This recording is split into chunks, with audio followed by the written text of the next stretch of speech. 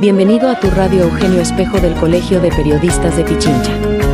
Es así como nosotros te damos la más gratificante bienvenida para que formes parte de esta hermosa comunidad.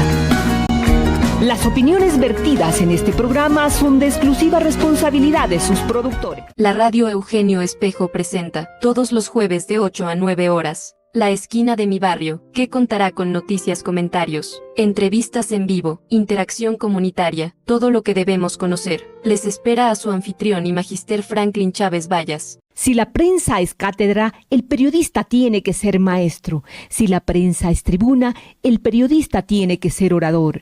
El maestro y el orador no pueden hablar sino para defender el bien. Los discípulos de los periodistas son los ciudadanos de toda la nación. José María Velasco Ibarra. Es tiempo de interactuar con la comunidad. La Esquina de mi Barrio les da la más cordial de las bienvenidas. Aquí iniciamos el programa de hoy. Buenos días, distinguida audiencia. Es un gusto saludarles. Me permito indicar que por cuestiones de salud, el licenciado Franklin Chávez, conductor permanente del programa, no pudo asistir por razones de salud.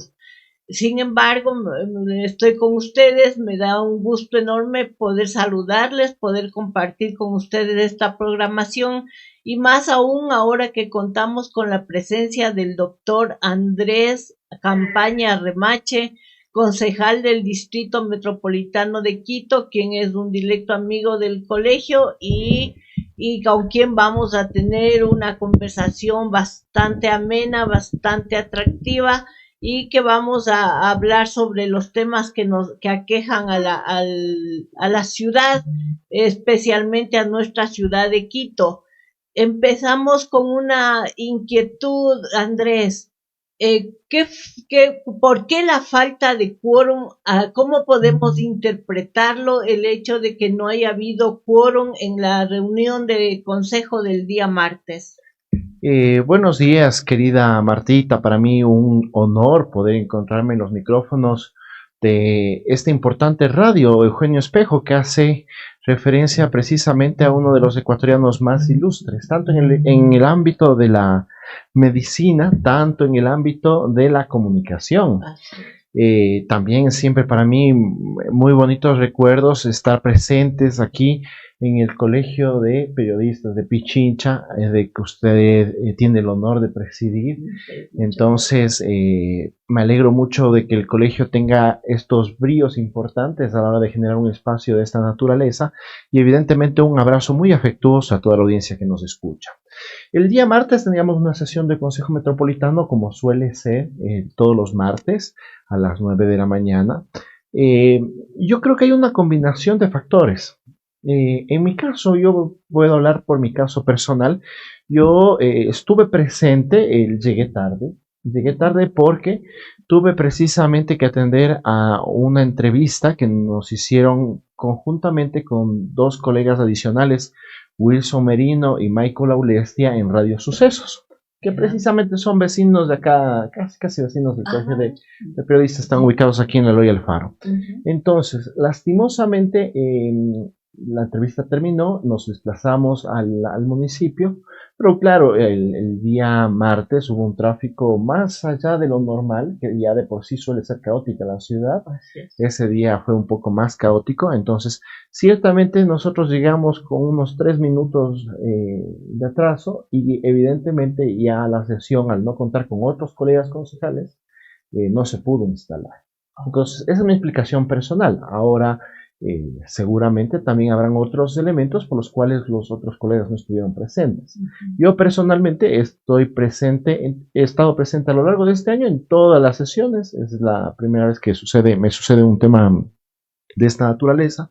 Pido disculpas a medida que uno también tiene que reconocer sus errores. A veces no cuadramos bien los tiempos con el equipo, pero más allá de eso no existe ninguna otra intencionalidad o ningún otro interés.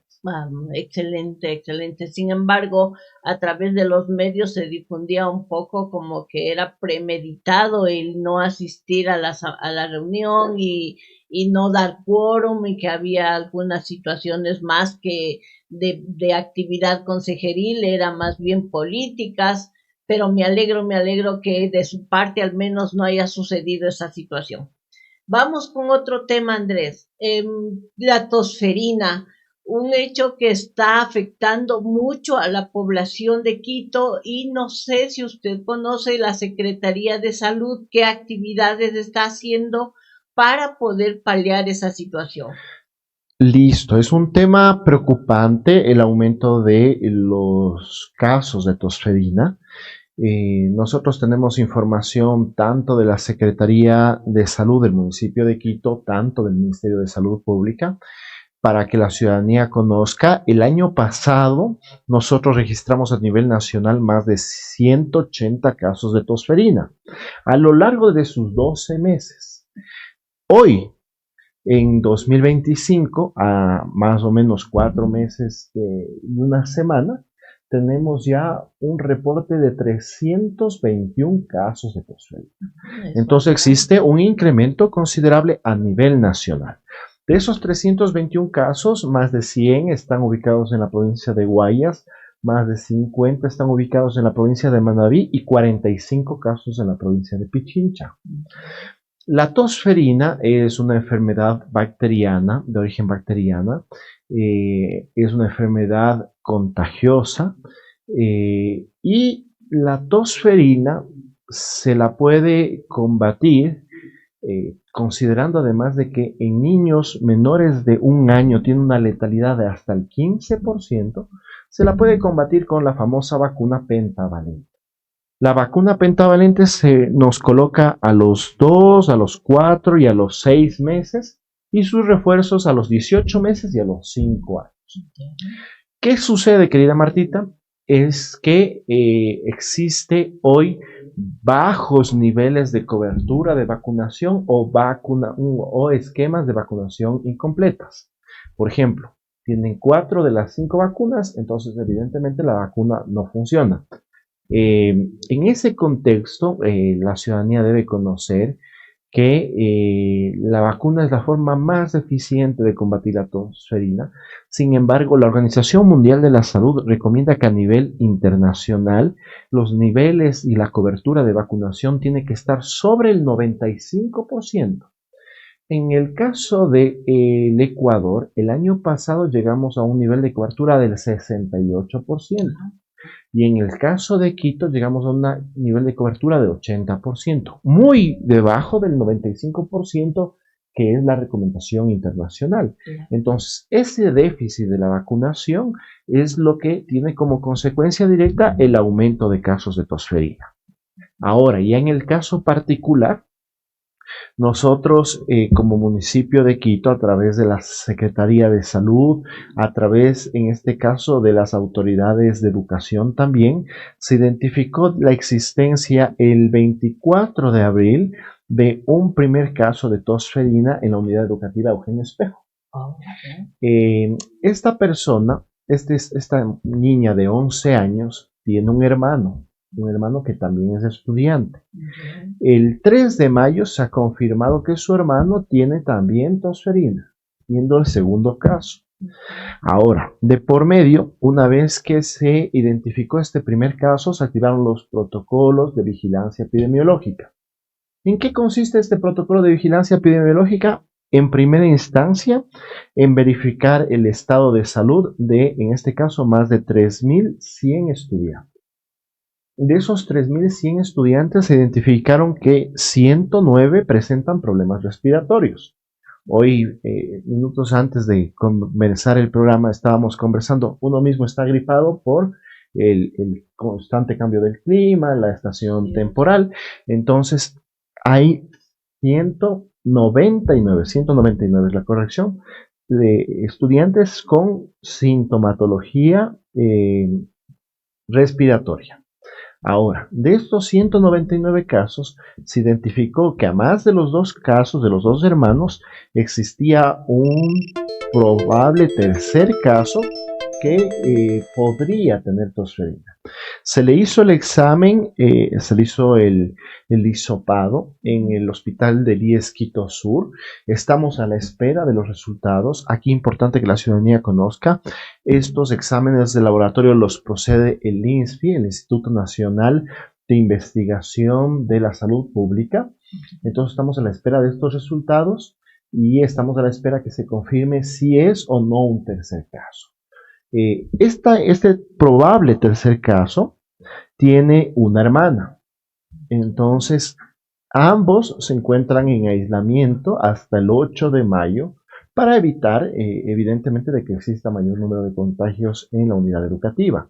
Lo que también se evidenció en este proceso de vigilancia epidemiológica es que 109 estudiantes no tienen el esquema de vacunación completo, de tal forma que he ahí una de las razones por las cuales podríamos tener este brote de tosferina, o tenemos este brote de tosferina en la unidad educativa Eugenio Espejo.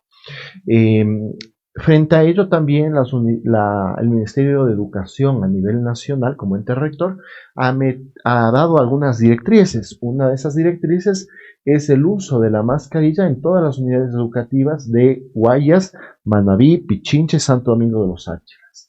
Esta es una medida importante. A eso yo quiero sumar algunas recomendaciones, si ustedes me lo permiten. Por ejemplo, nosotros durante la pandemia aprendimos muchas cosas. En medio de ese momento tan complejo para la humanidad, aprendimos de que es importante lavarnos las manos con frecuencia, por ejemplo, a evitar el contacto físico. Entonces, todas estas recomendaciones son importantes mantenerlas tanto para la tosferina, tanto para cualquier otra enfermedad. Ahora bien, es menester también señalar que cuando nosotros identifiquemos el siguiente cuadro, tos intensa, repetitiva, vómito y fiebre, acudamos de forma inmediata a un centro de salud para que se puedan realizar el análisis pertinente y de considerarlo realizar la prueba, el hisopado, y con eso identificar si también son portadores de tosferina y evidentemente tomar las medidas más adecuadas para evitar el aumento todavía más aún de casos de tosferina. Hay una situación, escuché la exposición de un médico que indicaba que efectivamente las vacunas deben ser colocadas en el rango que usted nos manifestaba, y sin embargo ha sucedido que sus padres o por cualquier situación no lo hicieron, y que es un poco delicado, decía el doctor, vacunarles posterior a los 6 años, en el caso inclusive de adultos que pudieran contagiarse, porque más bien puede ser muy riesgoso el vacunarse, que inclusive puede dar especie de temblores e inclusive puede degenerar en la muerte. En ese caso, ¿qué sucedería? Tendrían que las personas de mayor de 6 años tendrían que cuidarse con medicación normal y no poderse vacunar por este riesgo alto que existe de que haya probabilidades de muerte. Me parece que hay que ser muy responsable con estos temas que suelen generar mucha preocupación a la ciudadanía. Ciertamente en el mundo académico existen distintas visiones acerca del tema de las vacunas.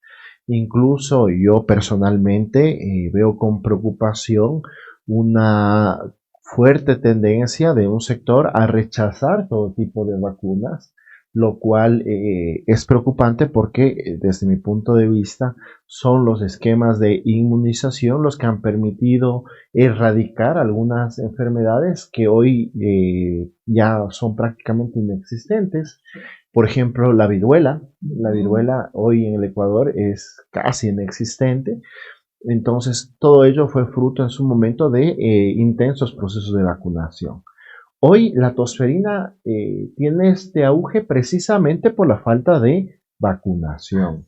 Entonces, en ese contexto, yo sí soy un promotor de que todos debemos vacunarnos.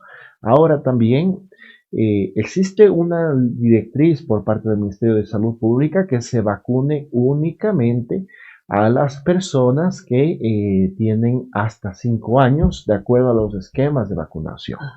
Sin embargo, nosotros también desde la Secretaría hemos mantenido un diálogo permanente con la Secretaría de la Salud del municipio de Quito, y desde la Secretaría de la Salud del municipio de Quito al menos 3 recomendaciones o 3 solicitudes hemos hecho. La primera de ellas es que estos procesos de vigilancia epidemiológica se extienda a los familiares de los estudiantes que han presentado tosferina.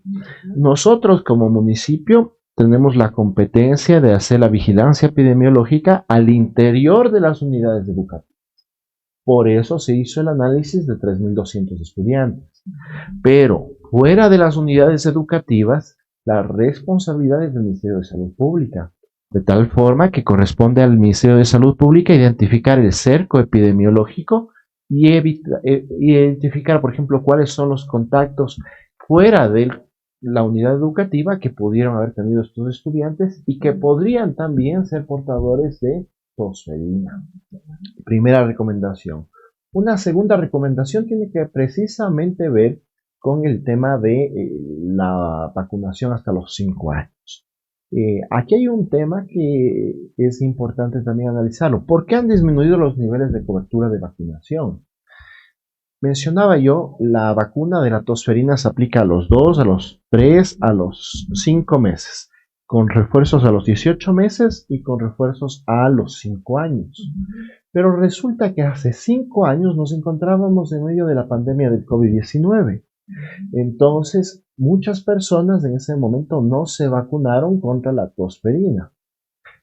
Tras 5 años estamos viendo las consecuencias de que durante la pandemia evidentemente no se pudo garantizar los niveles de cobertura de vacunación que son los recomendados, sobre el 95% de la población, y hoy tras 5 años estamos viviendo el padecimiento que eso ha significado. En ese contexto, nosotros lo que creemos es que se debería ampliar la posibilidad de vacunar no solamente a los menores de 5 años, sino también a los mayores de 5 años. Esa ha sido la recomendación, por ejemplo, del doctor Miguel Malo, secretario de Salud del municipio de Quito, un connotado salubrista. Y además de ello, también una tercera recomendación. Mencionaba yo, hoy quienes hacen los hisopados, quienes hacen las pruebas, es el Ministerio de Salud Pública. Y ojalá pudiera facilitarse que, por ejemplo, seamos los gobiernos autónomos descentralizados, en este caso el municipio de Quito, a través de su Secretaría de Salud, quien también tenga la posibilidad de realizar los hisopados y, evidentemente, el procesamiento de pruebas de laboratorio. Porque si no, todo se centraliza y evidentemente tenemos una respuesta que no es tan rápida como nos gustaría, precisamente para tomar mayores medidas de precaución. Muy bien. Una vez que el señor concejal Andrés Campaña nos ha dado muchos tips, digamos, muchas recomendaciones de cómo actuar en el momento de contraer la tosferina y como de manera preventiva a través de la vacuna. Nuestro siguiente tema que abordaremos es con respecto al trabajo de fiscalización y que tan acertadamente usted lo realiza con relación al mantenimiento, al contrato de mantenimiento del tren. ¿Qué nos podría decir al respecto? ¿Han detectado si es que ha habido irregularidades, si es que se ha procedido correctamente? ¿Cómo está ese tema del contrato? El Metro de Quito nos enorgullece a todos. Es una obra de modernidad y también es una mega obra de inversión, la más importante del país. Recordemos que en el Metro de Quito se han invertido nada más y nada menos que 2.200 millones de dólares. Entonces, evidentemente, el Metro de Quito tiene que funcionar con muchísima puntualidad, con muchísima eficiencia y con muchísima seguridad. En ese contexto, nosotros hemos venido desde antes del inicio de operaciones comerciales del 1 de diciembre del 2023, insistiendo en la necesidad de que el Metro de Quito cuente con los contratos de mantenimiento preventivo. El Metro de Quito es un sistema complejo. Para el Metro de Quito se necesitan 10 tipos de contrato de mantenimiento preventivo correctivo. Los dos más importantes no los tenemos todavía. El primero de ellos es el que tiene que ver con la infraestructura, superestructura, electromecánica y telecomunicaciones. Ese es básicamente lo que se refiere a los carriles y a los túneles del Metro de Quito. Ese es un proceso que tiene un costo referencial de 55 millones de dólares. Y un segundo contrato, que es el contrato de mantenimiento preventivo correctivo del material rodante, equipos de talleres, vehículos auxiliares y lote de repuestos, que tiene que ver en cambio con los 18 trenes. Ese es otro contrato importante que hoy en día se está precisamente en proceso de contratación por 35 millones de dólares. Entonces, ciertamente son los dos contratos más importantes. Nosotros seguiremos fiscalizando y seguiremos exigiendo de que exista la responsabilidad de que el Metro de Quito cuente con los contratos de mantenimiento preventivo correctivo. Fíjese usted, querida Martita, eso ha significado de que hoy, esta semana, hemos tenido 2 días en que ha tenido que suspenderse el servicio. Tanto el día martes, tanto el día de ayer, hubo unidades del Metro de Quito que presentaron problemas y se suspendió el servicio con la consecuencia de las aglomeraciones en las estaciones y con la consecuencia también pues de la molestia ciudadana, que es muy legítima, de tal forma de que son estos elementos que los comenzamos a ver fruto de la falta de un mantenimiento preventivo correctivo en estos dos grandes ejes, tanto los túneles y carriles, tanto los 18 trenes que aún son necesarios. Tengo entendido que los valores de 35 millones que significa el contrato de mantenimiento con relación al primer evento de invitación a la empresa para que realice este trabajo de mantenimiento, tomando en consideración que la empresa también es la fabricante y quien puso en funcionamiento el metro, y que inclusive entiendo yo que dentro del contrato debe haber alguna cláusula para que el mantenimiento sea de parte de la misma empresa, pero no a precios tan exorbitantes y que determinen entre comillas, un sobreprecio con relación a la primera estipulación. Ciertamente lo que usted afirma es correcto, querida Marta. Aquí es importante que la ciudadanía conozca. En el año 2014 se firma el contrato para la fabricación de los 18 trenes. Este es un contrato entre el municipio de Quito y la empresa española CAF. Este es un contrato de 180 millones de dólares. Cuando se firma este contrato, se había estipulado, porque era parte además de toda la etapa precontractual, de que el costo del mantenimiento es de 82 centavos por kilómetro por tren. Bajo ese contrato de 2014, el año pasado se publica en el SERCOV el servicio de mantenimiento. A un costo de 82 centavos por kilómetro por tren, se había determinado de que para 5 años el costo del mantenimiento debería ser 13 millones de dólares. El año pasado se publicó el proceso de mantenimiento por 13 millones de dólares. Pero aquí hay un juego que yo he rechazado rotundamente. Ciertamente que el único metro que tenemos en la ciudad es el metro en la ciudad y en el país es el Metro de Quito. Por lo tanto, el único fabricante y el único que puede hacer mantenimiento a nivel nacional es la empresa CAF, la empresa fabricante. Sin embargo, a nivel internacional hay muchas otras empresas que pueden hacer este servicio. En ese contexto, cuando se publica el proceso de 13 millones de dólares, CAF, de forma unilateral, en contra de lo que decía el contrato de 2014, dice: señores, no voy a participar en este proceso porque el contrato tiene que ser de 35 millones de dólares. Entonces, al no participar CAF del proceso, se declaró desierto. En ese momento nosotros le habíamos solicitado al alcalde que se haga, incluso el alcalde se comprometió a ello, que se haga un proceso de licitación internacional para no permitir que se monopolice y que dependamos exclusivamente de CAF en cuanto a brindar el servicio de mantenimiento. Y que por lo tanto se vea la mejor propuesta y la propuesta más económica para la ciudad. Lastimosamente no se hizo eso. No se hizo eso, lo que se hizo es una mediación ante la Procuraduría General del Estado. Esa mediación ante la Procuraduría General del Estado ratificó que el costo del mantenimiento es 82 centavos por kilómetro por tren, es decir, 13 millones por 5 años, o lo que se hizo es firmar un contrato por 8 meses. Por la urgencia del tema se firmó un contrato de 8 meses en casi 2 millones de dólares.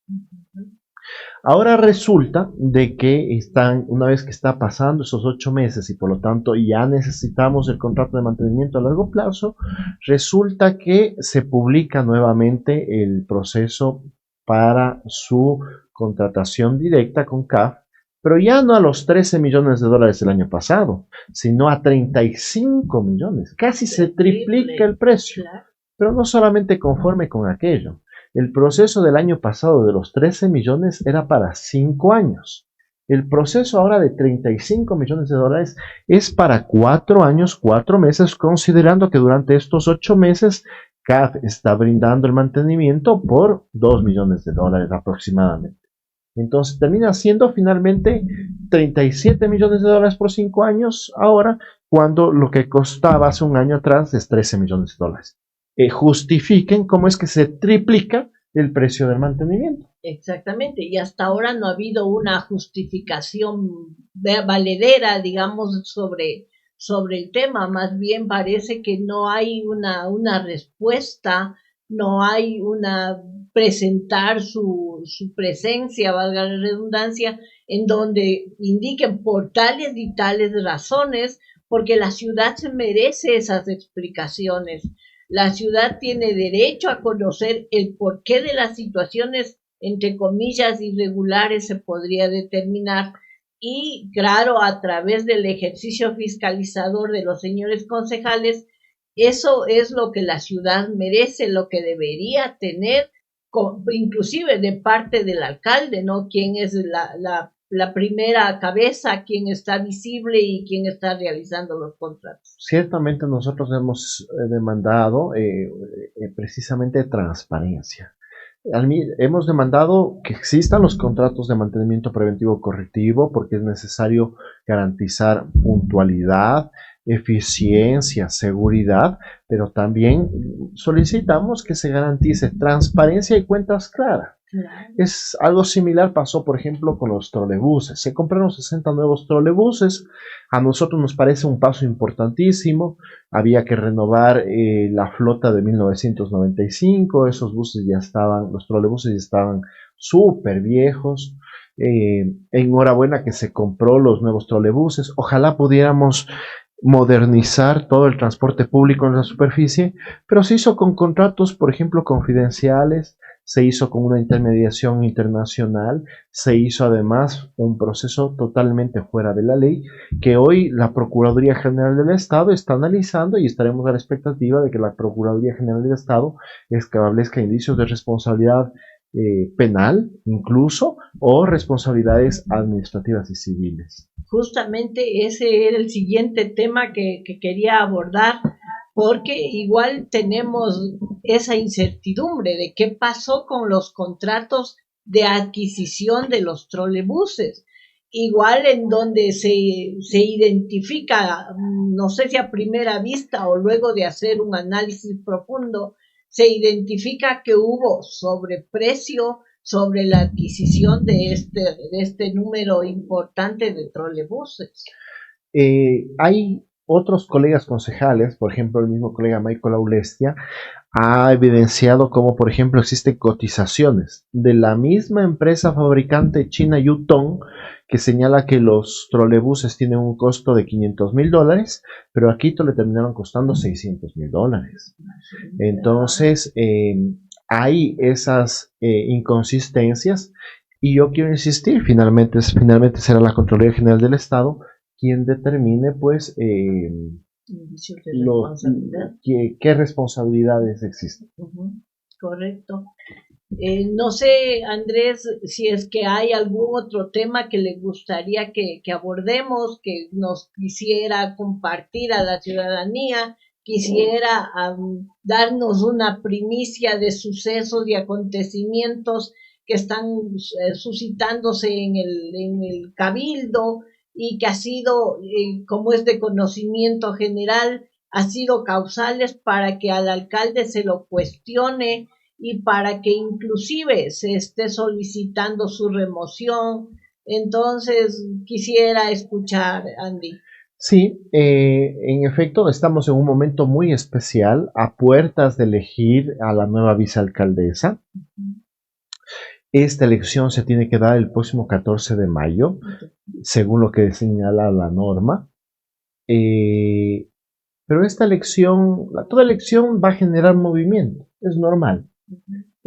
Sin embargo, esta elección tiene una mayor dinámica, ya que estamos atravesados por dos elementos que es importante ponerlos sobre la mesa. El primero de ellos es de que esta elección se hace en un momento postelectoral, en donde en las últimas elecciones se evidenció de que el partido del alcalde Pavel Muñoz, una de las votaciones más bajas del país es precisamente en la ciudad de Quito.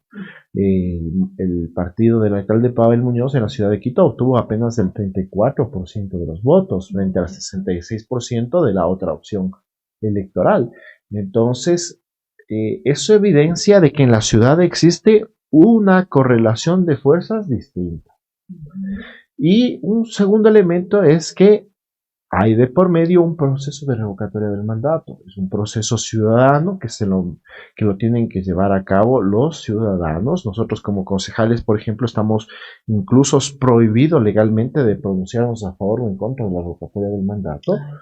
Pero no podemos negar de que al estar en un proceso de revocatoria del mandato, el liderazgo de Pavel Muñoz cuestionado, hay la posibilidad cierta de que Pavel Muñoz finalmente salga de su cargo de alcalde y que por lo tanto quien asuma las funciones sea la vicealcaldesa que vamos a elegir el próximo 14 de mayo. Entonces eso significa de que la decisión tiene que tomarse con muchísima responsabilidad. Yo en mi caso estoy planteando la necesidad de que ojalá esta decisión pueda tomarse por consenso, en acuerdo de todos los actores, porque es necesario que la ciudadanía sepa que tenemos la capacidad de ponernos de acuerdo a la hora de resolver los problemas que nos afligen: inseguridad, desempleo, el caos de la movilidad, entre otros. Me surge una inquietud y creo que mucha de la ciudadanía estará en ese mismo andarivel, ¿no? Sin saber, porque tengo entendido, cuando subió al cargo el alcalde actual, tenía su vicealcaldesa. ¿Por qué la vicealcaldesa del alcalde no sube al puesto de alcalde en el caso de ser destituido? Y en todo caso hay la necesidad de nombrar otra alcaldesa. ¿A qué se debe esa situación? Cuando nosotros asumimos funciones el 14 de mayo de 2023, elegimos la vicealcaldesa, que es María Fernanda Racines, también de la Revolución Ciudadana. Elegimos el segundo vicepresidente, que es Darío Cagüeñas, que es de Izquierda Democrática, y se conformaron las 21 comisiones. La norma dice que cada 2 años tiene que darse paso a la reconfiguración del Consejo Metropolitano. Entonces, en función de esa norma, es que este próximo 14 de mayo corresponde elegir nuevamente al alcalde, a la vicealcaldesa, al segundo vicepresidente y conformar las 21 comisiones. Ahora, en ese contexto, puede ser que la compañera María Fernanda Racines resulte ser electa. Hay otras 2 compañeras, tanto Estefanía Grunauer, tanto Cristina López, que también tienen la legítima aspiración de ser electas vicealcaldesas. Entonces, son estos temas los que precisamente en este momento nos encontramos debatiendo, y yo quiero reiterar la postura de la concejalía de Andrés Campaña, que es ojalá pudiéramos elegir en unanimidad o al menos en un amplio acuerdo, que más allá de los nombres lo que permita es resolver los problemas de la ciudad. Correcto. Me parece una postura muy conciliadora, una postura en que se da la apertura para que con toda la calma, con toda la mejor voluntad de que prime los intereses de la ciudad, se proceda con este evento de elección de alcaldesa. Otra situación también es que necesariamente tiene que ser electa una vicealcaldesa por el hecho de la alternabilidad, que es otro de los temas que mucha de la ciudadanía no conoce y por supuesto nos produce la inquietud. ¿Y por qué no nombrar un vicealcalde? Es por la situación de la alternabilidad que la ley determina. Asimismo, como la norma señala que cada 2 años hay que elegir, la norma también señala de que si el alcalde es hombre, su vicealcaldesa tiene que ser mujer. Si tuviéramos una alcaldesa mujer, su vicealcalde podría ser hombre. Entonces, hay que cumplir con las normas y garantizar, evidentemente, la participación femenina. Muy bien. Agradezco infinitamente, Andy, su apertura, su presencia aquí. Esperamos que continuemos en este evento de invitarle permanentemente para conocer cómo se va desarrollando todas las situaciones ciudadanas en torno a la concejalía y al municipio. Agradezco nuevamente su presencia y que tenga un día maravilloso y una semana igual estupenda. Muchísimas gracias, querida Martita, a usted en su calidad de presidenta del Colegio de Periodistas de Pichincha, y evidentemente a toda la audiencia que nos está escuchando, y también al equipo de trabajo que está aquí presente apoyándonos para que este programa salga al aire. Claro que sí. Muchas gracias, Andy. Y así llegamos al final de hoy, pero no te preocupes, esto es solo el principio. Te invito a que nos sigas para que no te pierdas ni una sola sorpresa, ni todo el contenido increíble que tenemos preparado para ti. Tu apoyo significa mucho para nosotros y queremos compartir mucho más contigo. Nos vemos muy pronto.